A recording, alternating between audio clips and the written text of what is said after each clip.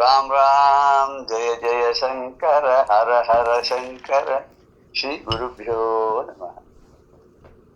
சிவபெருமானுடைய திருவிளையாடல்களை எல்லாம் நம்ம பார்த்துட்டு இருக்கோம்.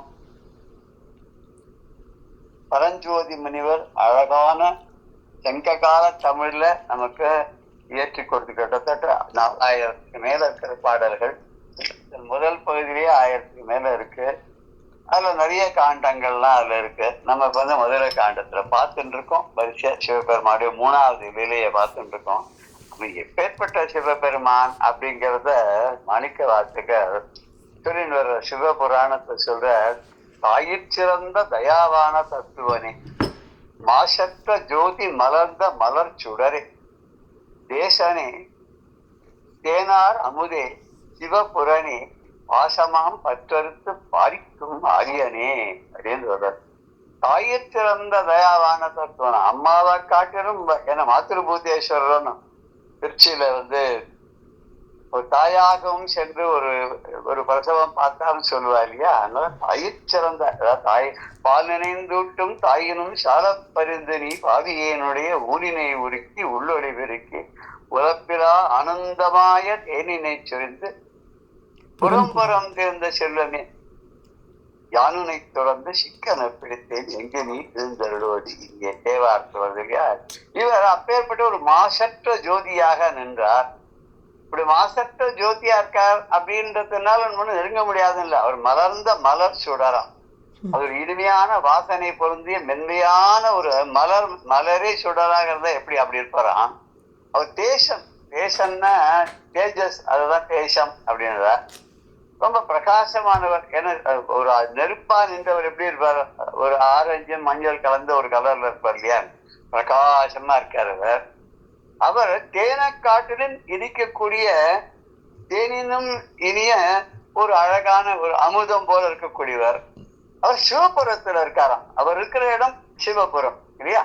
மயில் இருக்க நிறைந்த இடம் மயிலாபுரம், அந்த மாதிரி மயூரபுரம் அப்படிங்கிற மாதிரி. நீங்க இமம் அப்படின்னா, இமம்ங்கிறதா இமம்னு தமிழ்ல சொல்ற. பனி நிறைந்த இடம் மலை இமயமலை. அது மாதிரி இங்க இவரு சிவ இருக்கக்கூடிய இடம் சிவபுரம். அந்த சிவபுரத்துல அவர் என்ன பண்றாருன்னா, நம்முடைய பாசம் அப்படிங்கக்கூடிய ஒரு பற்று அடுத்து விடுறாராம். எல்லாத்து மேலேயும் ஆசை வச்சு பாசம் வச்சு, உற்றார் ஒரு சுற்றத்தா பெற்ற பிள்ளைகள் அப்பா அம்மா எல்லா மேலேயும் பாசத்தை வச்சு நம்ம அவளுக்காக நமக்காக நிறைய காரியங்கள் பண்ணி, அது பண்ணும்போது பல வினைகள், நல்வினைகள், தீவினைகள் எல்லாம் செஞ்சு அதனால் ஏற்படக்கூடிய வினை பயனால மீண்டும் மீண்டும் பிறந்து இதெல்லாம் இருக்கு இல்லையா, இதெல்லாம் அவர் அடுத்து அறிஞ்சு விடுறாரு. அவரை போய் சரணம்னு காலில் விழுந்துட்டா அவர் பாசமாம் பற்று அறுத்து, அந்த பாசம்ங்கக்கூடிய அந்த பற்றுன்னா பற்றி கொடுதல், அது ஒட்டுதல், ஒரு பந்தம், அதை அறுத்து பாரிக்கும் ஆரியனா அப்படி காப்பாற்றக்கூடிய ஆரியன். ஆரிய அப்படின்னாக்க பெரியவர் அப்படின்னு அர்த்தம். ஒரு நல்லவர், ஒரு சிறந்தவர், ஒரு புலமை மிக்கவர், எல்லாவற்றிலும் மேன்மையானவர், அது ஆரியன். வடக்கெல்லாம் கூட சொல்லுவான், ராஜாக்களுடைய ராணிகள்லாம் ராஜாவை கூப்பிடும்போது, இவன் சீதா தேவி கூட ராமனை கூப்பிடும்போது ஆரிய புத்திர அப்படின்னு தான் சொல்றதாக நம்ம நிறைய கேள்விப்பட்டிருக்கோம் இல்லையா. இங்க ஆரியன் என சிறந்த அறிவு பொக்கிஷமாக விளங்கக்கூடியவர், எல்லாம் வல்லவர், எல்லாம் அறிந்தவர். அதனால ஆரியன் அப்படின்றவர். இப்பேற்பட்டவர் அவரை மாணிக்க வாசகர் ரொம்ப அழகா தொடரார், கும்பிடுறார். இவரை பத்தி சொல்லும் போது காலம் புலவர் என்ன சொல்றாருன்னா, அப்பா நீ ரொம்ப சூடுப்பா, எல்லாமே சூடு, உங்ககிட்ட வருதுனால ரொம்ப பயமா இருக்கு. எப்படி சூடா இருக்குன்னாக்கா, அந்த நீ சுடுகாட்டுல இருக்கக்கூடிய அந்த சுட இருக்கக்கூடிய சாம்பல் எடுத்து நெத்தியெல்லாம் பூசிக்கிற. அப்புறம் உன் உடம்பே நெருப்பு, நீ ஆகாசத்துக்கு பூமியும் நெருப்பா நின்ன. உன் உடம்புல ஒரு பாதி அம்பாள், ஒரு பாதி நீ. அதனால அந்த ஒரு பாகம் சூடாவே இருக்கு, அப்படி கொளுத்துவ நீ, உன் மேனி கொளுத்தக்கூடியது. ஆனா நீ என்ன சாப்பிடுறது தெரியுமா, அது நஞ்சு. உன்னோட சாப்பாடு இருக்கு, அதுவும் சூடு. இப்படி சூடா இருக்கே, நீ தயவு பண்ணி அதெல்லாம் மாத்திண்டு என்ன நீ காப்பாத்து. உன்னோட சூடை நான் பொறுத்துக்க முடியும். ஏன்னா உன்னுடைய இன்னொரு பாகம் அம்பாள் குளுமையா இருக்கா இல்லையா. பாமே பாகே தயாத்ரா ஹிமகிரி தனையான்னு அப்பய தீட்சர் சொன்ன மாதிரி, இடது பாகத்துல அம்மை இருக்கிறதுனால அந்த குளிர்ச்சி ஓரளவுக்கு அந்த சூடெல்லாம் வந்து தணிக்கும் இல்லையா? ரொம்ப அழகாக நீராவாய் நெற்றி நெருப்பாவாய் அங்கம் இரு கூறாவாய் மேனி கொளுத்துவாய் மாறாத நட்டமாம் வாய் சோறு நஞ்சாவாய் நாயனை இஷ்டமாய் காப்பாய் நீ. இஷ்டமாய்னா இட்டமாய் அப்படின்னா ஷா தமிழ்ல கிடையாதுனால இட்டமாய் காப்பாய். நெற்றி நீராவாய், நெத்தியில போட்டுக்கிறது திருநீர், அது எங்கேருந்து சுடலையில இருந்து எடுத்தது. அங்கம் நெருப்பாவாய், உன் உடம்பு முழுக்க முழுக்க நெருப்பு, திருமேனி நெருப்பால் அமைஞ்சதா இருக்கு. மேனி இரு கூறாவாய், உன் உடம்பு இருக்க ரெண்டு பாதி, ஒரு பக்கம் சூடு ஒரு பக்கம் குளிர்ச்சின்னு, அதுலயும் பாதி சூடுதான், எரியக்கூடிய நெருப்பாவே ஒரு பக்கம் இருக்க. நீ வந்து மாறாத நட்டம் ஆவாய். நட்டம்னா இங்க நடனம், நட்டம் ஆவாய். நீ மாறாத நிறுத்தாத எப்போதும் நடனத்தை உடையவனா இருக்க. நிறுத்துறதே கிடையாது. அவன் ஆடலை நிறுத்தினா உலகம் நின்று போயிடும். நான் அப்பேற்பட்ட ஆடல் அரசனாக சொல்லக்கூடிய நடராஜன ஆடலை காண தில்லை அம்பல திரைவன் உன் ஆடலை காண கோகுலம் வந்து நின்றான்னு ஊத்துக்காடு கவி சொல்லு. அது என்ன பாட்டுது ஞாபகம் இருக்கா? தெரியல, கேட்டிருக்கணுமே. இல்லையே. ஆடாது அசங்காது வா கண்ணா உன் ஆடலை காண தெரியல எனக்கு. ஆடலை காண தில்லை அம்பல திரைவனும் தன் ஆடலை விட்டு இங்கே கோகுலம் வந்து நின்றாது அசங்காது வா கண்ணா.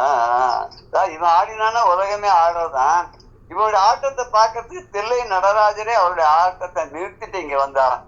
இங்க இவர் தலைமை சொல்றார், மாறாத நட்டமாவாய், நிறுத்தாத சேஞ்ச் பண்ணாத நீ எப்பவும் அடிண்டே இருப்ப. வாய் சோறு நஞ்சாவாய், நீ என்ன வாயில ஒருவாதான் சோறு சாப்பிட்ட, அந்த சோறு கூட என்னதுன்னா அது வந்து நஞ்சு, ஆலகால விஷம், அது போய் கழுத்துல நின்றுடுது. அப்படிப்பட்ட நீ ஒரு கடையனாக இருக்கக்கூடியவனாக இருந்தாலும் நான் வந்து எதுக்குமே அருகதை இல்லதான். ஆனா கூட நீ என்ன கருணையோட வந்து இஷ்டமாய் காப்பாய், நீ என்ன இஷ்டத்தோட வந்து காப்பாய் அப்படின்னார். இதுக்கு நமக்கு வந்து ஒரு அறிவுரை ஒண்ணு சொல்றாரு. அது இன்னொரு இடத்துல வருது, எங்க ஞாபகம் இல்ல. இது வந்து நான் காஞ்சிபுரத்துல பார்த்திருக்கேன். காஞ்சிபுரத்துக்கு ஒரு விசேஷம் உண்டு தெரியுமா? எந்த சிவன் கோயிலையும் அம்பாள் சந்நிதி கிடையாதான். நான் அவ்வளவு இதுவா தீபா பார்த்தது இல்லை, கேள்விப்பட்டதுதான். காஞ்சிபுரத்துல இருக்கக்கூடிய எந்த சிவன் கோயிலையும் அம்பாள் சந்நிதி கிடையாதான். ஏன் தெரியுமா?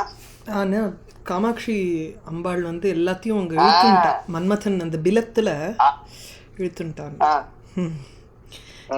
ஏதாவது காமாட்சி தான், காமாட்சி. அங்க ஒரு ஓட்டையை போட்டு அந்த அந்த பிலத்துல வந்து நீ உன்னுடைய சக்தியை பூரா அந்தர்பாவம் பண்ணு, ஒரு நிமிஷம் சிவன் வந்து தவிக்கணும்னு கேட்டுப்பான் மன்மதன், ரிவெஞ்ச் மாதிரி. அதுக்காக அம்பாள் அங்க ஃபுல்லா சக்தியை இறக்கிடுவோம். அதுதான் அந்த காமாட்சி கோவில்ல இருக்கக்கூடிய அந்த பிலம் ஓட்டை அப்படின்னு சொல்றது. ஆனா அங்க காமாட்சிக்கு வந்து அர்ச்சனை பண்றது இல்லையாமே, கீழே இருக்கக்கூடிய ஸ்ரீசக்கரத்துக்கு தான், அந்த ஆதிசங்கரை பிரதிஷ்டை பண்ண ஸ்ரீசக்கரத்துக்கு தான் அர்ச்சனை பண்ணுவான்னு சொல்றாரு. தெரியல, அது ஏன் தெரியல எனக்கு, அது தெரியல. அது ஒண்ணு. இன்னொன்னு, அங்க குடுக்கற குங்கும பிரசாதத்தை அப்படியே எடுத்து நெத்தியில எடுக்க மாட்டாளாம். அதை எடுத்துட்டு போய் அந்த அம்பாளுடைய இடது பக்கம், சன்னதியினுடைய இடது பக்கத்துல அங்க அரூபலட்சுமின்னு இருக்கான், அங்க கொண்டு போய் இந்த குங்குமத்தை போட்டுட்டு அப்புறம் அங்கேருந்து பிரசாதமா எடுத்து கொஞ்சம் பேப்பர்ல எடுத்து மடிச்சு எடுத்துன்னு வருவாளாம். நேரம் அம்பாளுக்கு இருந்து வாங்குற குங்குமத்தை எடுத்துன்னு வர மாட்டான் அப்படின்னு சொல்றான். தெரியல அதுக்கு என்ன ஐதீகம் இருக்குன்னு தெரியல. ஏதாவது இருக்கும், இல்லாத இருக்காது, ஏதாவது ஒரு காரணம் இருக்கும். அந்த காலப்போக்குல நமக்கு பெரியவாள்லாம் எடுத்து சொல்றவாள்லாம் இல்லாத போயிருப்பா. அதனால என்ன ஆயிடுதுன்னா அதெல்லாம் மறந்தே போயிடுது, நம்ம விட்டு அதெல்லாம் எங்கேயோ போயிடுது. இது ஏன் இப்படி ஆகுது அப்படின்றதெல்லாம் நம்ம இதெல்லாம் சொல்லவே முடியல. இப்ப திருவிளையாடல் புராணத்தில் ரொம்ப பக்தனாக இருக்கக்கூடிய அந்த பாண்டிய ராஜா குலசேகர பாண்டியன் சுவாமியே வந்து கனவுலையும் சொன்னார், நேர்லையும் சொன்னார்னு அவருடைய ஆணையை சில மேற்கொண்டு நகர நிர்மாணத்துக்காக அமைச்சர்களோடு கூடி அவரோட ஆலோசனை பண்ணி நகரத்தை நிர்மாணிக்கிறதுன்னு தீர்மானம் பண்ணா. அதுக்கு வேண்டிய பொருள்களை எல்லாம் கொண்டு வந்தான், பாதைகளை எல்லாம் அமைச்சான். இந்த காடு கதம்ப வனத்தை திருத்தி அமைச்சான். அங்க ஒரு நகரத்தை அமைக்கிறதுக்கு எவ்வளவு இடம் வேணுமோ அந்த அளவுக்கு இடத்தெல்லாம் சரி பண்ணிட்டான். அப்புறம் அந்தந்த தொழில கட்டடக்கலை நிபுணர்கள், சுதையெல்லாம் பண்ற நிபுணர்கள், அப்புறம் தச்சர்கள், சிற்பிகள் அப்படின்னு பலவிதமான விற்பனர்களை எல்லாம் வர வச்சாங்க. வர வச்சு கட்டுறதுக்கு ஆரம்பிச்சுட்டான் அப்படிங்கிறது பார்த்தோம். எல்லா பொருள்களையும் மறைந்து இருக்கக்கூடிய அந்த எல்லா பொருள்களையும் சிறப்பாகவும் இருக்கக்கூடிய அந்த இறைவனானவன் அவனுடைய மலர் போன்ற திருவடிகள்ல என்னன்னைக்கு அன்பு மாறாத உள்ளத்தோடைய அந்த பாண்டிய ராஜா என்ன பண்ணான்னா, இந்த உலகத்திலேயே இந்த பூமியிலேயே ரொம்ப சிறப்பாக வழங்கக்கூடிய இந்த சிற்ப சாஸ்திரங்கள் அறிந்தவர்கள் இவாளெல்லாம் கூப்பிட்டு கட்டடக்கலை நிபுணர்கள் எல்லாரையும் கூப்பிட்டான். அந்த பரமேஸ்வரனே சித்தராக கூறி எப்படி எல்லாம் வழி சொன்னாரோ, இப்படி இந்த சாஸ்திர பிரகாரம், இந்த ஆகம பிரகாரம், வேதத்தில் இப்படி சொல்லியிருக்கிற பிரகாரம், உபனிஷத்துகளை விவரிக்கப்பட்டிருக்க பிரகாரம் நீ நல்ல அழகான முறைப்படியான ஒரு நல்ல திருக்கோயிலை அமைத்து எனக்காக அங்க அதை சுற்றி ஒரு நகரத்தையும் நீ உருவாக்கு அப்படின்னு சொல்லிட்டு போனால அதே பிரகாரம் பண்ண ஆரம்பிச்சான். என்னென்ன பண்ணா, முதல்ல ஆரம்பிக்கச்சே அவர் ஒரு லிஸ்ட் போட்டார். மண்டபங்கள்லாம் பத்தி சொன்னார். வேதம் சொல்றதுக்கு ஒரு பத்ம மண்டபம், ரொம்ப அப்புறம் அர்த்த மண்டபம், அதுக்கப்புறம் மேகம் உள்ள நுழையிற மாதிரி வளைந்த வாசல் இருக்கக்கூடிய ஒரு பிறைமதி போல, அது பிறைமதியே தவழ்ந்து அங்க நின்ன மாதிரி இருக்கக்கூடிய வாசலையுடைய மகா மண்டபம், அதுக்கப்புறம் 6 கால் மண்டபம், பீட்டம், பீட்டத்துக்கு அப்புறம் இசைக்கருவிகள்லாம் எல்லா இடத்துலயும் முழங்கக்கூடிய நிறுத்த மண்டபம். அங்க நர்த்தனமா டான்ஸும் ஆடுவா, பாட்டு பாடுவா, ஆடுவா, கூடுவா எல்லாம் ஆகிற எல்லா இசை கருவிகளும் அங்க வச்சிருப்பா. அப்பேற்பட்ட அதுக்கான ஒரு இடம். அப்புறம் திருவிழா கோலங்கள்லாம் நடக்கிறதுக்காக, அந்த திருவிழாக்கள் நடக்கிறதுக்காக, அதாவது உற்சவங்கள்லாம் நடக்கிறதுக்காக அதுக்கு ஒரு மணிமண்டபம், அழகான மண்டபம், மணிகள் எல்லாம் இழைக்கப்பட்ட மண்டபம். அப்புறம் பல துறைகள்ல வேள்விகள் யாகங்கள்லாம் செய்யறதுக்கு வேண்டிய யாகம், ஒரு விதமான யாகத்துக்கு ஒரு விதமான யாக குண்டங்கள், அதுக்கு வேண்டிய சாமகிரிகள் எல்லாம் வைக்கிறதுக்கு உண்டான இடங்கள், இதெல்லாம் அமைச்சான். சரி, இத்தனை பண்ணா சுவாமிக்கு நைவேத்தியம் பண்ணுமே, அதுக்கு மடப்பள்ளி, அதுக்கு பரிசாரகர்கள் இவாளெல்லாம் ஏற்பாடு பண்ணி, அப்புறம் வெறுமை சிவனையும் அம்பாளையும் மத்த வச்சா போறோம், சிவனை மாத்திரம் வச்சா போறோமா, அம்பாளை வைக்க வேண்டாமா?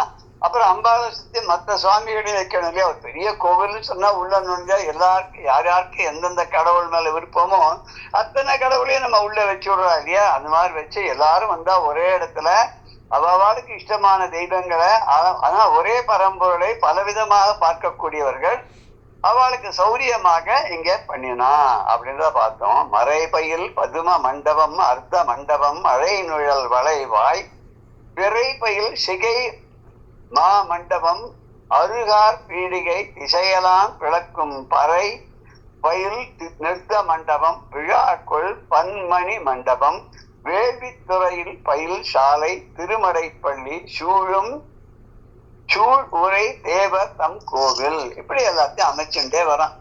இதோட நிக்கல, இவ்வளவுதான் சொல்ல முடியாது, இன்னும் இருக்கு, இன்னும் வரிசையா சொல்ல போற. இந்த பாடல் சொன்னது மாத்திரம் பாக்கறச்ச மறைபயில் பத்ம மண்டபம் அப்படின்னா வேதம் சொல்லக்கூடிய பத்ம மண்டபம், அர்த்த மண்டபம், மழை நுழையக்கூடிய முகில், அதாவது மேகமானது உள்ள நுழைந்து வர அளவுக்கு வளைந்து அமைந்திருக்கக்கூடிய வாசலையுடைய பிறைபயில் சிகை மண்டபம், பிறைமதியை கவிழ்ந்து இருக்கிற மாதிரி பார்க்கறதுக்கு இருக்கக்கூடிய அந்த கூரையுடைய மண்டபம், அதை பண்ணினா. இது ஏதோ ஒரு திருவிழி மழலை நினைக்கிறேன். அந்த ஊர்ல ஒரு மண்டபம் ஒண்ணு இருக்கு. அந்த மண்டபம் கிட்டத்தட்ட 100 அடி நீளம் இருக்கும், ஒரு 30 அடி அகலம் இருக்கும். இது ரொம்ப வருஷத்துக்கு முன்னாடி அமைச்சது, எத்தனையோ 100 ஆண்டுகளுக்கு முன்னாடி. அந்த மண்டபத்துல நடுவுல ஒரு இதுவே கிடையாது, இந்த உத்தரம் சொல்றாலே அந்த குறுக்கு இதெல்லாம் கிடையவே கிடையாது தாங்கிறதுக்கு. வெறுமை அப்படி வளவா இருக்கும் அந்த மண்டபம். 100 அடி நீளத்துக்கு ஒரு 30 அடி அகலத்துக்கு வளவா இருக்கும். ஒரு இரும்பு ஷீட்டை வளைச்சு வச்சு அப்படி இருக்கும், அந்த மாதிரி இருக்கும். நடுவுல தாங்கிறதுக்கு எதுவுமே கிடையாது. அது எப்படிதான் அமைச்சிருக்கா அந்த காலத்துல அப்படின்றது ரொம்ப ஆச்சரியமான ஒன்று.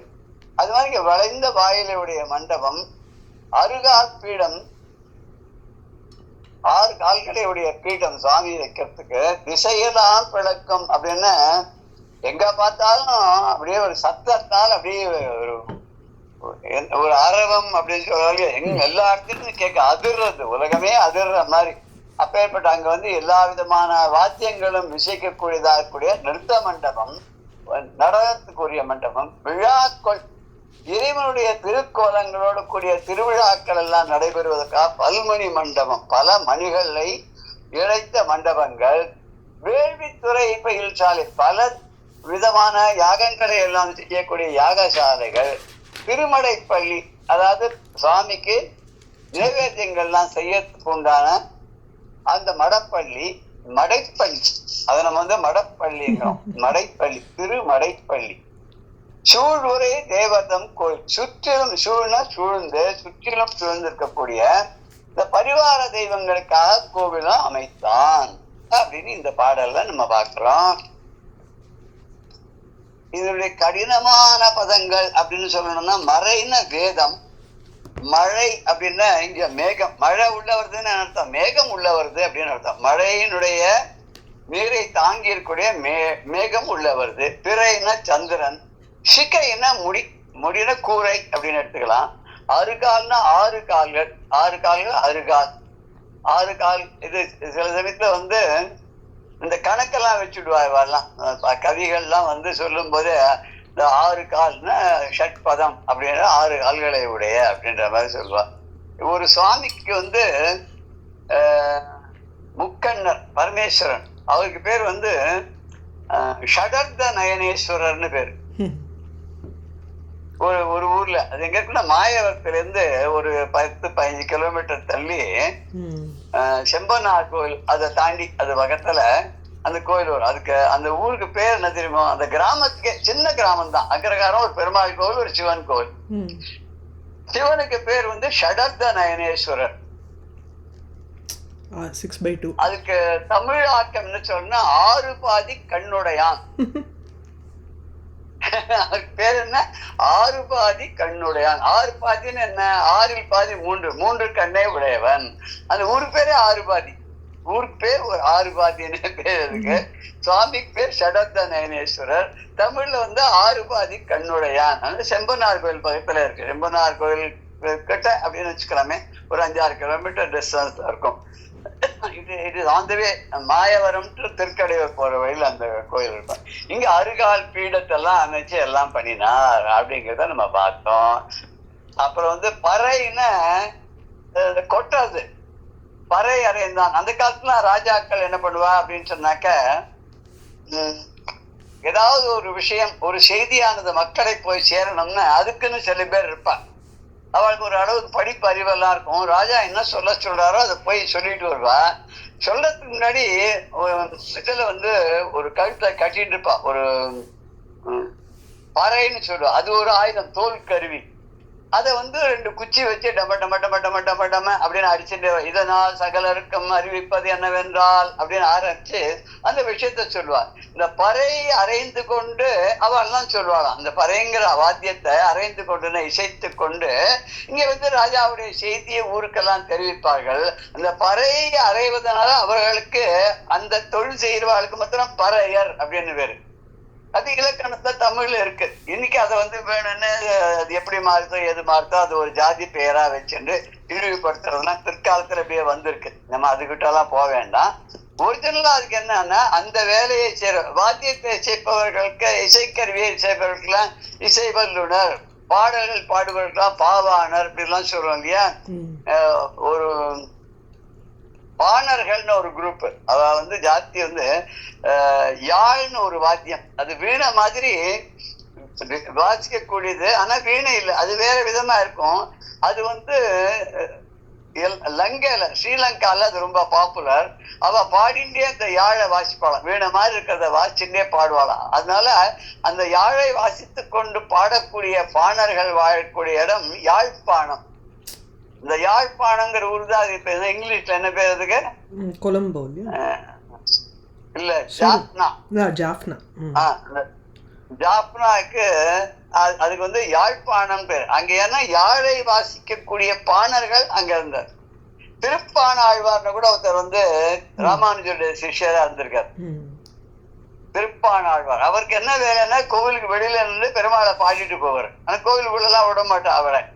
அவர் கொஞ்சம் அந்த வைஷ்ணவ சம்பிரதாயத்திலிருந்து கொஞ்சம் குறைச்சலானவர். அவர் ஒரு நாளைக்கு வந்து பட்டாச்சாரியார் வந்து காவேரியில இருந்து நீர் எடுத்துட்டு ரங்கனுக்கு அபிஷேகம் பண்ணி எடுத்துட்டு வரும்போது இந்த பாணர் வந்து குறுக்க நின்றாராம், நகர்ந்து போனாராம். இவர் கண்ண மூடின்னு பாடிட்டு இருக்கார் பெருமாள் மேல. உடனே ஒரு கல் எடுத்து அடிச்சாராம் அது மேல. அடிச்ச உடனே பெருமாள் மேல அந்த கல்லு பட்டு அவருக்கு காயம் போட்டு விட்டான். இந்த பட்டாச்சாரியார் நீர் எடுத்துட்டு உள்ள போய் சுவாமிக்கு அபிஷேகம் பண்ணலான்னு பார்த்தா நெத்தில இருந்து ரத்தமா வடிஞ்சுதான். உடனே ஒரு அசரீரி வாக்கா சொன்னாராம். என்ன சொன்னாரான்னா, பாணன் வந்து எனக்கு ரொம்ப வேண்டியவன், அவன் என்னை பத்தி தினம் பாடுறவன், அவன் வந்து மனமுருகி அவன் மனசு இருக்கிறத வந்து அழகான பாடல்களாக பாடக்கூடியவன். அவனை போய் நீ இந்த மாதிரி இது பண்ணிட்டே நீ நாளில் நீ எனக்கு பூஜை பண்ண வர வேண்டான்னாரான். ஐயோ தப்பு தப்பு தப்பு. அந்த காலத்துல சுவாமி வந்து பேசியிருக்காரு, காட்சி கொடுத்துருக்காரு. அப்ப சொன்னாரா, நீ நாளைக்கு என்ன பண்றன, நீ போய் தண்ணி எடுத்துன்னு வரும்போது முதல்ல பாணனை வந்து தோல்ல தூக்கின்னு என்ன உள்ளக்குள்ள கர்ப்பகத்துக்கு கூட்டின்னு வா, எனக்கு அவனை பார்க்கணும் அப்படின்னு சொல்லி உத்தரவு போட்டாராம். அதனால மறுநாளைக்கு அந்த வேதியரானவர், பட்டாச்சாரியரானவர் இந்த பாணரை வந்து தன்னுடைய தோல்ல தூக்கின்னு உள்ள வந்தார். தோல்ல தூக்கின்னு உள்ள வந்து சுவாமிக்கு தரிசனம் பண்ணி வச்சு அன்னில இருந்து அவருக்கு திருப்பாணாழ்வார் பேர். அவர் வந்து பெருமாளை பத்தி பாடக்கூடியவர். இது வந்து ராமானுஜருடைய கதையில கூட இது திருப்பாணாழ்வார் ரெஃபரன்ஸ்லாம் வருது. அடுத்த பாடல்ல என்ன சொல்றாரு அப்படின்னு கேட்டாக்க, சோமசுந்தர் கடவுளை அமைச்சாச்சு, அதுக்கு பக்கத்துல வலது பக்கத்துல அம்பாளுக்கு ஒரு கோயில் கட்டார். இன்னைக்கு அப்படித்தானே இருக்கு. மீனாட்சி அம்மன் வந்து சிவனுக்கு அடுத்தாப்புல தானே இருக்கு. சிவன் வந்து கிழக்க பார்த்து இருக்கார். அவரை சுத்தி வரும்போது தெற்கு வாசலால போனோம்னா உள்ள போய் அந்த சோமசுந்தர கடவுளை சுத்தி வரும்போது அங்க கிட்டத்தட்ட 16-17 இடத்துல விநாயகர் இருப்பார். பெரிய விநாயகரா முக்குருணி விநாயகர்னு ஒருத்தர் இருப்பார். அம்பாள் சன்னதிக்கு போற வழியில சோமசுந்தர கடவுளுடைய இதுக்கு பிராகாரத்துல வலது பக்கத்துல இருப்பார் அவர். இங்க வலது பக்கத்துல அம்பாளுக்கு இமயாச்சரத்துடைய இமவானுடைய புத்திரியாக இருக்கக்கூடிய இந்த பார்வதி ஆகிய அந்த அம்பாளுக்கு அங்கையற்கண்ணிக்கு, அங்கையற்கண்ணினா மீனாட்சி, மீன் போன்ற கண்களை உடையவர். கயற்கண்ணி, அழகான கயற்கண்ணி அப்படின்னு சொன்னாக்க கயல் போன்ற மீனை போன்ற கண்களை உடையவர். அந்த அம்பாளுக்கு பொன்னால கோயில் கட்டினாங்க. ஆனா இப்ப பார்த்தா பொன்னாலெல்லாம் இருக்காது அது கோவில். அதெல்லாம் எந்த எத்தனையோ ஆயிரக்கணக்கான வருஷத்துக்கு முன்னாடி இது நடந்திருக்கும். அதுக்கப்புறம் எத்தனையோ மாற்றங்கள், படையெடுப்புகள் எல்லாம் இருக்கு இல்லையா. இதுக்கு அப்புறம் நிறைய திரு மாளிகைகள்லாம் வரிசையா இருக்கும் கோவிலுக்கு வெளியில. அதெல்லாம் அதுக்கும் கோவிலுக்கும் நடுவுல சுத்தி பெரிய நீண்ட மதில்கள், மதில்னா பெரிய சுவர்கள். அப்புறம் அங்கங்க கொடி கட்டி இருக்கு. என்ன கொடி அது? ராஜாக்கு, பாண்டிய ராஜாக்கு என்ன கொடி? மீன் கொடி. மீன் கொடி. அந்த மீன் கொடி எங்க பார்த்தாலும் கட்டி இருக்கு. அந்த மீன் கொடிகள்லாம் எப்படி இருக்குன்னா ஆகாயத்தையே தொடர அளவுக்கு இருக்கான். அவ்வளவு உயரமா கொடி கட்டி பறக்கிறதுன்னு சொல்றா இல்லையா. அவனுக்கு என்னப்பா, அவன் கொடி கட்டி பறக்கிறான்னு என்ன? அப்ப அவ்வளவு உயரத்துக்கு அவனுடைய புகழானது பரவி இருக்கிறது. இங்க கொடி வந்து அவ்வளவு உயரத்துக்கு எல்லா இடத்துலயும் வரிசையா மதுரைகள் மேல கொடியெல்லாம் இருக்கு. அது ஆகாயத்தையே தொடர மாதிரி இருக்கான். அப்புறம் நிறைய அழகான மாளிகைகள். அதுக்கு முன்னாடி வராண்டா மாதிரி இருக்கு, தவளம், அதெல்லாம் வெள்ளையான அந்த மாளிகைகள். அதுக்கு வாசல்ல வந்து நிறைய அந்த இது அடிச்சிருக்க பளபள பளபள இருக்கக்கூடிய வெண்மையான அப்படி நிலவோ அப்படின்னு சொல்லக்கூடிய அந்த ஒளியை நிகழ்த்ததாக இருக்கக்கூடிய கைப்பிடிகள்லாம் வச்சிருக்காங்க. இப்ப சாதாரண வந்து உப்பரிகைன்னா கைப்பிடிகள் இருக்கும் இல்லையா. உப்பரிகைன்றது இப்ப இருக்கிற பால்கனி சொல்றமே. அது அந்த பால்கனி வந்து நிற்கும் போது கீழ் விழாது இருக்கிறதுக்கு ஒரு சின்ன ஒரு இது பண்ணிருப்பா இல்லையா, கிரில் ஒர்க் மாதிரி பண்ணி மேல கைப்பிடி எல்லாம் வச்சிருப்பா இல்லையா. அது மாதிரி இங்க மாளிகைகள்லயும் கீழையும் சரி மேலையும் சரி இந்த வராண்டாக்கள்னு கீழே சொல்லுவா. மாடியெல்லாம் பால்கனி, உப்பரிகை அப்படின்னு சொல்லுவா இல்லையா. இதுக்கெல்லாம் கைப்பிடிகள்லாம் இருக்கு. அது உடவுலேன்னு நிலா ஒளி வீசக்கூடிய அளவுக்கு பளபளான்னு இருக்கக்கூடிய அந்த மாளிகைகள். அந்த மாளிகைகளுடைய அந்த வராண்டாலெல்லாம் என்ன இருக்குன்னா கைப்பிடிகள்லாம் போட்டுக்கா, ரொம்ப அழகா இருக்கு அப்படின்னா. அதுக்கப்புறம் உயர்ந்த கோபுரங்கள்லாம் நிறைய கட்டணும். அந்த உயர்ந்த கோபுரங்கள்லாம் எப்படி இருக்கு அப்படின்னு கேட்டாக்க மலை போல உயர்ந்திருக்கான். அது வந்து ஆகாசத்துல இருக்கக்கூடிய வான் மீன்கள், விண்மீன்கள் சொல்ற நட்சத்திரங்கள். அந்த நட்சத்திரங்கள்லாம் வந்து இந்த கோபுரத்தை சுத்தி இருக்கான். சுத்தி இருக்கிற அளவுக்கு அந்த அளவுக்கு பெரிய பெரிய இந்த கோபுரங்களுக்கு ஒரு முடியாக சிகரமாக விளங்கக்கூடியதாக சுற்றிலும் இருக்கக்கூடிய அந்த நட்சத்திரங்கள் எல்லாம் பிரகாசிக்கிற அளவுக்கு அவ்வளவு உயர்ந்த கோபுரங்கள் எல்லாம் கட்டினானா. அதுக்கப்புறம் மேகங்கள்லாம் வந்து இடிக்கிற அளவுக்கு சுற்றிலும் மதில்களாம். சுற்றிலும் மதில்கள் அந்த ஊரை சுத்தின்னு எடுத்துக்கலாம், கோவிலை சுத்தின்னு எடுத்துக்கலாம். அது எவ்வளவு உயரமா இருக்கு அப்படின்னு கேட்டா மேகம்லாம் வந்து இடிக்கிறதாம். அங்கங்க போகக்கூடிய அந்த கார் மேகங்கள் அதெல்லாம் வந்து இந்த செவத்துல வந்து இடிச்சு அங்க மழையா போயிடுது. அப்புறம் அகழி எல்லாம் நிறைய அகழி வந்து அந்த காலத்துல, ஆனா இப்ப அது எங்க இருக்கு அகழி தெரியல. அகழி வந்து முதல்ல கோவிலை சுத்தி அகழி, அப்புறம் நகரை சுத்தி அகழி. இந்த அகழிங்கிறது என்னன்னாக்கா சுற்றிலும் இருக்கக்கூடிய நீரால் அமைக்கப்பட்ட ஒரு சுற்று. அது உள்ள வந்து என்னெல்லாம் போட்டிருப்பாங்கன்னா முதலையெல்லாம் போட்டிருப்பாளாம். யாராவது எதிரிகள்லாம் வந்தான்னா அது உள்ள விழுந்தான்னா முதலைக்கு ஆகாரம் ஆயிடும். சரி, அது எப்படி அது கடந்து வெளியில வருது உள்ள வருது? ராஜா போகணும்னா அடுத்த பக்கத்துல தன்னோட தேசம் பெரிய தேசம், முதல்ல இருந்து வெளியில வரணும்னா என்ன பண்றது? அகழியில வந்து பாதைகள் அமைச்சிருப்பாங்க. பெரிய ராஜகோபுரம் ஒண்ணு கட்டி வாசல் இருக்கும். அதுல இருந்து வெளியில வர்றதுக்கு பெரிய கதவுகள்லாம் இருக்கும். அதுக்கு பாதுகாப்புகள் இருக்கும். அதுக்கு சிப்பாய்கள்லாம் இருந்துருப்பா. அதுல ஒரு கதவு மாதிரி திறக்கும். அது வந்து போய் ஒரு பாலம் மாதிரி அமையும். வேணும்னா அந்த ஒரு சக்கரை மாதிரி ஒண்ணு வச்சு சுத்தினான கைப்பிடி சுத்தினா அந்த பாலம் மேல போகும். வேணுங்கிற போது இறக்கிப்பா, வேண்டான்னு மேல தூக்கிடுவா. அது மாதிரிலாம் இப்படி எல்லாம் பண்ணானா. வலவையின் இமய வள்ளி பொற்கோயில் மாளிகை அடுக்கிய மதில் வான் நிலவிய கொடிய நெடிய சூழிகை வான் நிலா விரி தவள மாளிகை மீன் குலவிய குடுமி குன்றிவர் செம்பர் கோபுரம் கொண்டல் கண் படுக்கும் சுல வெயில் அகழி கிடங்கும் அம்மிய நூல் என்னது அங்க சொல்ற கம்மிய நூல் கிடங்கு கம்மிய நூல். அதுக்கப்புறம் வந்து கம்மிய நூல் தெல் இப்படியே வரம்பெல்லை கண்டு அமைத்தான் அப்படின்னா வரம்பு எல்லை கண்டு அமைத்தான். பழமையான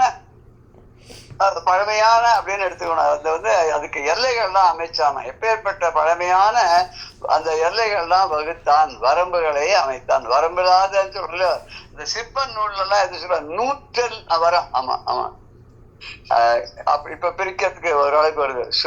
சுலவையில் அகழி கிடங்கு கம்மிய நூற்றல் வரம். நூற்றல் வரம்னா அதுக்கு உண்டான சிறப்பான நூல்கள். அந்த நூல்கள் எல்லாம் என்ன சொல்லியிருக்கோ அதுபடி அந்த பழமையான வரம்புகளை எல்லாம் ஆராய்ச்சி செய்து அதை வந்து அமைத்தான். வலவையின்ன வலதுபுறத்துல சூழிகை அப்படின்னா கைப்பிடிகள், குடுமி அப்படின்னு சொன்னா இந்த இடத்துல முடின்னு அர்த்தம். முடினா சிகரம்னு அர்த்தம். கொண்டல்னா மேகம். கொண்டல் வண்ணனை அப்படின்னு ஆழ்வார் பாடுறார் இல்லையா பெருமாளை, கண்ணனை. கொண்டல் வண்ணனை மேகம் போல் நிறத்தை உடையவன். சுரவு அப்படின்னா சுற்றிலும். சுரவு எயில் அகழி. அந்த இடத்துல சுலவுன்னா சுற்றிலும் அழகான ஒரு ஆழமான அகழிகளை அமைத்தான் அப்படின்றது. கம்மிய நூல் அப்படின்னா சிற்ப நூல் அர்த்தம். கம்மிய நூற்றல் வரம் வரம்பு எல்லை. அந்த எல்லைக்கு வரம்பு எல்லை கண்டு அமைத்தான் அப்படின்னு இந்த பாடல் சொல்றது. இதனுடைய வார்த்தைகளுக்கெல்லாம் என்னென்ன அர்த்தம் வருதுங்கிறத அதையும் நம்ம பார்த்துடுவோம். இந்த முதல்ல 104வது அதுலெல்லாம் வந்து அகழியின் சிறப்பு, மதில் பொறிகள் அதெல்லாம் வர்ணிச்சிருந்தார் முன்னாடி. மதிலின் சிறப்பு. ஸோ அது இங்க நிர்மாணம் பண்ணது முதல்லயே அவர் வர்ணிச்சிருக்கார். ஆமா, அங்கே சொல்லிட்டதுனால இங்க ரிப்பீட் பண்ணல. ஆமா, அப்பதான் அந்த மீன் எல்லாம் வாள் மாதிரி இருக்கு எல்லாம் வர்ணிச்சார். ஆமா ஆமா ஆமா ஆமா. அதுல அப்பவே சொல்லிட்டதுனால வந்து எந்த புனருக்தி தோஷம் வேண்டான்னு விட்டுட்டாரு போட்டிருக்கீங்க இல்ல? இருக்கலாம், அப்படியே இருக்கலாம். ஏன்னா முதல்ல நகர அமைப்பு எல்லாம் அப்பவே சொல்லியாச்சு இல்ல? ஆமா ஆமா ஆமா. மதுரை சூழ்ந்துள்ள அகழி, அப்புறம் வந்து விளங்குகின்ற மதுரை, அப்புறம் எம்பிரான் சோமசுந்தர கடவுளுடைய 7 கடவுள்கள் சூழ்ந்திருக்கக்கூடிய அந்த இடம் இதெல்லாம் விவரிச்சா சொல்லிட்டு வரும்போது அங்க ஒரு அந்த சமுத்திரம் ரொம்ப அழகா நிறைய விஷயங்கள்லாம் இருக்கு. ஆமா, அது மொத்தமா அது நம்ம கவர் பண்ணிருக்கோம், முன்னாடி ஏற்கனவே கவர் பண்ணிருக்கோம் அத. ஆமா, அதுல ரொம்ப ரொம்ப விரிவாவே இருக்கு அதுல. இப்ப அடுத்தது இந்த பாடல் வலவைன்னு ஆரம்பிக்கிற அந்த பாடலுடைய பதார்த்தத்தையும் பார்த்து விடுவோம். வலவைன்னா வலது பக்கத்திலே, இறைவனுடைய வலது பக்கத்துல சோமசுந்தர கடவுளுடைய சன்னதி இருக்கு, அந்த அந்த ஆலயம். அதுக்கு வடக்கு பக்கம், அவனுடைய வலது பக்கத்துல, வடக்குல வலது பக்கத்துல, அந்த வலது பக்கத்துல சாதாரணமா இடது பக்கத்துல தான் அம்பாள் இருப்பா இல்லையா, வாமே பாகியதான் தயார்த்ரா. இவர் வலது பக்கத்துல அமைச்சிருக்கார். சிவனுக்கு வலது பக்கத்துல அம்பாளுடைய கோவிலை அமைக்கிறார். இமயவல்லி பொன் கோவில். இமயவல்லி இமயக்கொடியாகிய இமவானுடைய கொடி போன்ற உடலை உடைய அம்பாளானவள் அவளுடைய அங்கையர் கண்ணி அம்மைக்கு, அவளுக்கு அழகான ஒரு பொன்னாலான ஒரு கோவிலை அமைத்தார். அழகிய மைன் போன்ற கண்களை உடையவள் அந்த மீனாட்சி அம்மைக்கு ஒரு பொன்னாலான திருக்கோயில். மாளிகை அடுக்கிய மகள், அந்த அழகான மாளிகைகள்லாம் நிறைய வரிசையா கேட்டிருக்கு. ராஜாக்கு, ராஜகுமாரனுக்கு, மற்ற ராணிகளுக்கு, நிறைய ராணிகள் இருப்பா, அவர்களுக்கு, அப்புறம் மந்திரிகளுக்கு, சேனாபதிகள், வரிசையா ஒருத்தருக்கும் மாளிகைகள்லாம் அவெல்லாம் பேரு, அவளுடைய ஸ்டேட்டஸுக்கு தகுந்த மாதிரி மாளிகைகள். அந்த மாளிகைகளுக்கெல்லாம் வரிசையா மதில்கள், அழகான மதில்கள், கோவிலை சுற்றிலும் மதில்கள், வான் நிலவிய கொடி, ஆகாயத்தையே தொடக்கூடிய, ஆகாயத்தோடு கொஞ்சி விளையாடக்கூடிய கொடிகளை உடைய நெடிய சூழிகைய, அதாவது நீண்ட சூழிகைன்னு என்னன்னு தெரியல, அது என்ன அர்த்தமோ புரியல, புது வார்த்தையா இருக்குது. கைப்பிடின்னு இந்த இடத்துல கைப்பிடின்னு போட்டிருக்கே. ஆமா, நெடியான கைப்பிடின்னு எடுத்துக்கலாம். இல்ல, சூழிகை, சூழிகை நெடியான நீண்ட, சூழிகைக்கு கைப்பிடி அப்படிங்கிற. நெடிய சூழிகைக்கு கைப்பிடி. ஆமா, நெடிய சூழிகைய அப்படின்னா கைப்பிடிகள். அப்புறம் வால் நிலா விரி தவள மாளிகை. வால் நிலாவரி நிலா விரி தவள மாளிகை. விரிந்து தவழக்கூடிய வெண்மையான, தவளன்னா வெண்மை இல்லையா, நீல அம்பாடு 5 முகத்துக்கு சொல்ல, தவள நிற சாயை முகை சிக்ஷணைகிற முக்தா விக்ரம ஹேம நீர தவள சாயை 5. அதுல தவளம்னா வெண்மை இல்லையா. தவள மாளிகை, இங்க இருக்கக்கூடிய மாளிகைகள்லாம் வெள்ளவெளேன்னு இருக்கு. அந்த வெள்ளி நிலாவை படிக்கின்ற அளவுக்கு அப்படி விரிந்த அழகான மாளிகை, வெள்ளை மாளிகைகள் இருக்கு. மீன் குலவிய குடுமி, வான் மீன்கள், நட்சத்திரங்கள்லாம் விளங்கக்கூடிய, தொடக்கூடிய, சுற்றிலும் இருக்கக்கூடிய சிகரத்தை உடைய குன்று இவர் மலை போல உயர்ந்த கோபுரங்கள், செம்பன் கோபுரங்கள். எல்லாமே அந்த காலத்துல தங்கம் நிறைய இருந்திருக்கு. அவன் பட்டு அடிச்சு விட்டுறான், எல்லாத்துலயும் தங்கத்தால அடிச்சிருக்கான். அதுல யாருமே தங்கத்தெல்லாம் திருடிலாம் போக மாட்டாங்க. எல்லார் வீட்டையும் தங்கம் இருந்தது இல்லையா. எது எல்லார்ட்டையும் இருக்கோ அதை யாரும் வெளியில இருந்து ஆசைப்பட மாட்டான். எங்கிட்ட இருக்கு உங்ககிட்ட இருக்கு அப்படின்னு போயிட்டே இருப்பான். இப்ப ஏன் திருடுறான்? அவன்கிட்ட இல்லாததுனால இல்லாத பொருளை இருக்கிற இடத்துல இருந்து திருடின்னு போறான் இல்லையா. அவன்தான். அது ஒரு இது கூட கதை ஒண்ணு உண்டு. ஒரு சுவாமிஜி கிட்ட ஒரு திருடன் தினம் ஒரு வட்டப்படி போயிட்டே இருப்பான். ஒரு நாள் ஒரு சுவாமிஜியோட இதுக்குள்ள குடிசைக்குள்ள நுழைஞ்சான். என்ன அப்படி இங்க என்ன இருக்குன்னு பார்த்தா ஒரே ஓடு இருந்தது, அதை திருடின்னு போயிட்டான். போய் கொஞ்ச தூரம் போறதுக்குள்ளே இந்த காவலாளிகள்லாம் பிடிச்சிட்டாலாம். கொஞ்சம் எங்க இருந்து திருடின்னு வந்தேன். ஏன்னா நோட்டாக் திருடன், அவனோட இது ரெக்கார்ட்ல இருக்கு இவனை பத்தி. அப்போ இவன் திருந்துவான்னு வெளில விட்டா மறுபடியும் இந்த ஓட்டை திருடின்னு வரான். சரி, எங்கேன்றா திருடினேன்னா இந்த சுவாமிஜி கிட்ட இந்த குடியில காமிக்கிறேன், இந்த இடத்துலதான் திருடினேன் அப்படிங்கிறானோ. இந்த இடத்துல திருடினா அவர்கிட்ட கேட்கிற, ஒரு நிச்சயம் இருக்காரு. அவருக்கு அந்த நிச்சயம் கலைஞ்ச உடனே அவரை கேட்கிறா, என்ன இந்த திருடன் உங்களுக்கு தெரியுமான்னா, தெரியுமே அப்படின்ட்டார் அவர். அப்பவே திருடனுக்கு பகீர்னது. என்னது, நம்ம கண்ணை மூடின்னு இருந்தார் அவர். நம்ம இதை திருடின்னு போச்ச, நம்ம சத்தம் காட்டாத வந்துட்டு போனவர் நம்மள தெரியுமேங்கிறார். அவன் அடுத்த கேள்வி கேட்டார் காவலாளிகள்லாம், இந்த ஓடு உங்களோடதா அப்படின்னா. என்னோடதுன்னு சொல்ல முடியாது, இங்க உபயோகப்படுத்தக்கூடிய பொருள் அப்படின்னு. சுவாமிஜியோன தனக்குன்னு எதுவும் வச்சுக்க மாட்டார் இல்லையா. இதை இவன் திருடின்னு போயிட்டானு, நீங்க நீ பாத்தீரான்னு.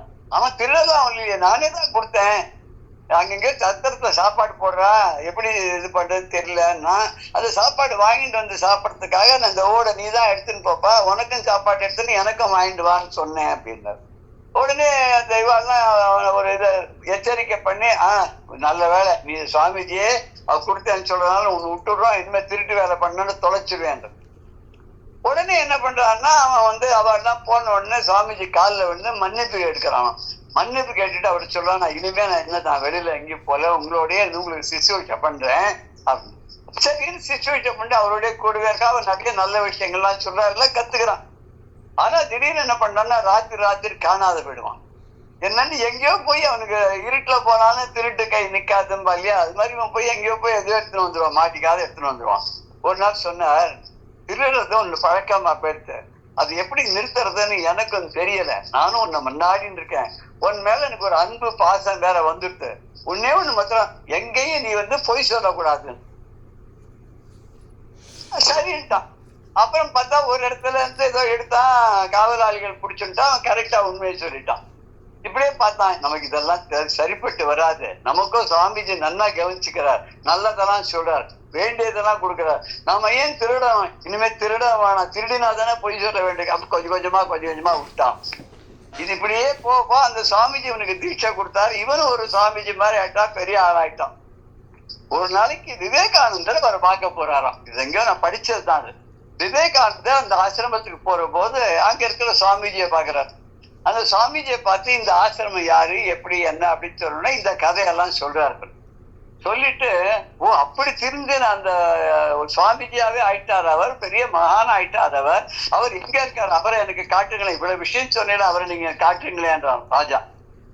ராஜா அப்படி கேட்டா, காட்சி ராஜா அப்படி கேட்ட உடனே அவர் சொல்றாராம், அந்த திருடன் வேற யாரும் இல்லை, நான் தான். ஏன்னா அவ்வளவு பாப்புலரான வால்மீகியே பெரியவர் ஆயிடலையா, ஒரு முனிவர் ஆயிடலையா. அப்படி அதாவது ஒரு குருவனுடைய ஒரு கட்டாட்சம், குருவனுடைய ஒரு அருள் இருந்துருத்தன, குருவனுடைய ஒரு அன்பும் அவருடைய ஒரு ஆசீர்வாதம் இருந்துருத்தன, ஒரு திருடன் கூட திருந்திடுவான், நல்லபடியா ஆயிடுவான்றதுக்காக இந்த கதையை சொல்றது உண்டு. இது விவேகானந்தருடைய இதுலன்னு சொல்லக்கூடிய ஒரு கதை இது. இந்த ராஜா என்ன பண்ணான்னு, இந்த அழகா மாளிகை, கூட கோபுரங்கள், மதில்கள், அகழிகள் எல்லாத்தையும் கட்டினான்.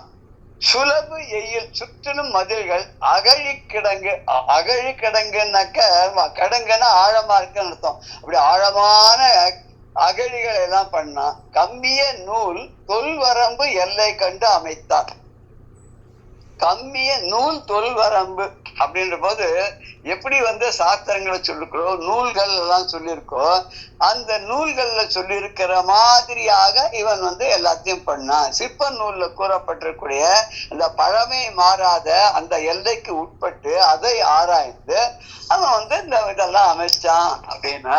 சரி, இதுக்கப்புறம் என்ன பண்ணான் அப்படின்னு, சித்திர நிறைத்த பீடிகை மருகு தெற்றிகள் வான் நிலா தெடிக்கும் நித்தில நிறைத்த விழா வரு வீதி நிழல் மணி சாளர ஒழுக்க பித்திகை மாட பெருந்தெரு கவலை வீடு ஷால் சதுக்க நற்பொதியில் பத்தியிற் குயின்ற மன்று செய் குன்று பருமணி மேடை ஆடரங்கு கீர்த்தனையும் பண்ணும். இது ஏதாவது நமக்கு புரியுதாங்க அப்படின்னு தான் சொல்ல தோன்றது. சார் கேட்பார், ஆர்கே சார், இன்னைக்கு பாடத்து இதா புரிஞ்சுதா? ஆமா, நீங்க ஏதோ சொன்னேன். ஆமா, இன்னைக்கு எதை பத்தி சொன்னேன்? ஏதோ பிரம்மம் அதெல்லாம் பத்தி சொன்னேன், அது பத்தி எதா புரிஞ்சுதா? பிரம்மம்னா என்னன்னு தெரிஞ்சுதா? தெரியல, பேஷ் அப்படிம்பார். என்ன அது புரிஞ்சுதுன்னு சொன்னா புரியலன்னு அர்த்தமா? புரியலன்னு சொல்றவன் புரிஞ்சதுன்னு சொல்றவனோட மேலானது அப்படிம்பார். ஏன்னா அது பெரிய மகர்ஷிகள் முனிவர்களாலே அது என்னதுன்னு புரிஞ்சுட்டு விவரிக்க முடியாத இருக்கக்கூடிய அந்த பரபிரம்மம். அதுக்குதான் அதாதோ பிரம்ம ஜிக்ஞாசா, பிரம்மத்தை நீ அறிஞ்சுக்கணும். எப்ப? இனிமே. எதுக்கு அப்புறம் மற்ற உபநிஷத்துக்கெல்லாம் படிச்சு அதை ஆராய்ஞ்சு அறிஞ்சு குரு மூலமா அதை உணர்ந்து ஒரு ஸ்டேஜுக்கு நமக்கு பிரகதாரண்யமே புரியல, சாந்தோக்கியமே புரியல, அதுக்கப்புறம் எங்க இந்த பிரம்மசூத்திர பாஷ்யத்துக்கு போறது. அது அந்த ஒரு குருவுடைய கடாட்சம் தான் எதுவுமே சொல்லாதையே வந்துவிடும் அப்படிங்கிறா. அந்த தீட்சை நயன தீட்சைங்கிறா, ஸ்பர்ஷ தீட்சைங்கிறா, பாத தீட்சைங்கிறா, இப்படி இல்லையா. அப்புறம் வந்து ஆலிங்கனமான தீட்சைங்கிறா, இப்படி பல விதமான தீட்சைகள்லாம் இருக்கு இல்லையா. அந்த தீட்சை கிடைக்க பெற்றாருக்கு படிக்கணுங்கிற அவசியமே இல்லைங்கிற, அது தானாவே அதெல்லாம் அவளுக்கு புரிச்சுடும் அப்படின்னு சொல்லி சொல்றாவா. இங்க வந்து என்னென்னலாம் பண்ணினா அப்படின்றார். சித்திரங்கள்லாம் வரையப்பெற்ற கடைத்தெருகள், நிறைய பெரிய கடத்தெரு இருக்கு. கடத்தெருனா வீதி. இப்ப நம்ம கபாலீஸ்வரர் கோயில் முன்னாடி இருக்கிற குளத்தை சுத்தி நிறைய கடைகள்லாம் இருக்கும். வடக்கு மாட வீதியில பார்த்தா ஒரு பக்கம் முழுக்க நிறைய சின்ன சின்ன சின்ன சின்னதா கடைகள் இருக்கும். அதுவும் ராத்திரில பார்த்தோம்னா பலவிதமான பொருள்களை இருக்கக்கூடிய கடைகள்.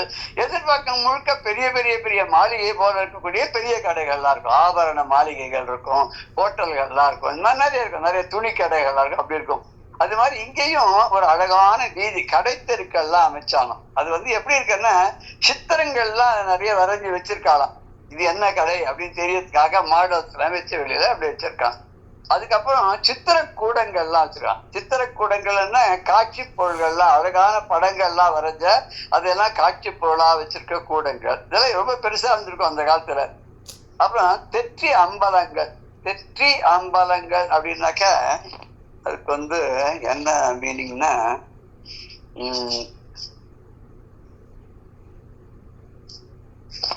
ஒரு நிமிஷம், அம்பலம் அப்படின்னு சொல்லிட்டாக்க அதுக்கு வந்து ஒரு இடம்னு அர்த்தம், ஒரு வீடு அப்படின்னு அர்த்தம். பார்த்துருந்தேன், ஒரு நிமிஷம் அதையும் கவனிச்சுட்டு மேல போலாம். மாளிகைகள் அப்படின்னு இருக்கும், அந்த மாதிரிதான் வரும். ஏதோ ஒரு அர்த்தம் வரும் அதுக்கு.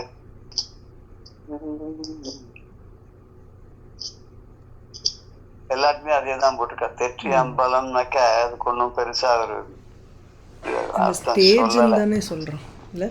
இந்த சிற்றம்பலம், சிதம்பரத்துல இல்ல அம்பலம். அம்பலம் அப்படின்னு சொன்னாக்க சாதாரணமா பெரிய ஒரு ஆடிட்டோரியம் அப்படின்னு சொல்லலாம். அது மாதிரிதான் இருக்கணும், அப்படிதான் இருக்கும் இங்க. அதனால அது என்ன ஒரு விவரிச்சு பார்க்க அம்பலம்னா என்னன்றது திருப்பி அதேதான், அதே திருப்பி சொல்ற. சில புத்தகங்கள் எல்லாம் வந்து வானம் அப்படி எப்படி சொல்லிட்டு போயிடுவார், தெரு தெரு அப்படின்னு சொல்லிட்டு போயிடுவார். ஆடிட்டோரியம் மாதிரி தான் தோன்றது. ஆடிட்டோரியம் மாதிரி தான் இருக்கும் அப்படின்னு சொல்றது. இதுல வந்து நல்ல வரிசையான ஒரு நிலவு அம்பலங்கள்ல தெற்றி அம்பலங்கள்ல அழகான அரங்குகள்னு எடுத்துக்கலாம், ஆடிட்டோரியங்கள் அப்படின்னு எடுத்துக்கலாம். நிலவு ஒளி போல் வீசும் முத்து கோவைகளை வரிசைப்பட தொடுத்த, இல்ல நிலவு ஒளி போல, அதாவது சந்திரனுடைய பூர்ண சந்திரனுடைய ஒளி எப்படி இருக்குமோ அது போல இருக்கக்கூடிய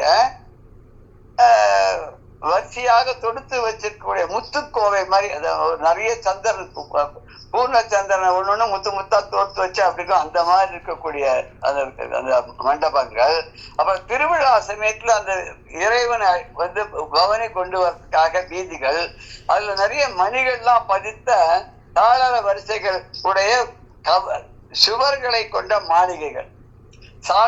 சாளரம்ங்கிறது தான் தாளரம்னு போட்டுக்காலும் தோணுது. நிறைய ஜன்னல்கள்லாம் உடைய வரிசையாக இருக்கக்கூடிய சுவர்களை கொண்ட மாளிகைகள், அதெல்லாம் இருக்கக்கூடிய அதை நெருங்கக்கூடிய பெரிய வீதிகள். அப்புறம் கவர் வழிகள்னாக்க அங்கங்க வெளியில போறது. பெரிய வீதினா சைட்ல இருக்க சந்து பொந்துகள் அப்படி எடுத்துக்கலாம். பெருமையோடு கூடிய 4 தெருக்கள் கூடக்கூடிய 4 மாடங்கள் கூடல்கள் அப்படின்ற மாதிரி கூடக்கூடிய இடங்கள்.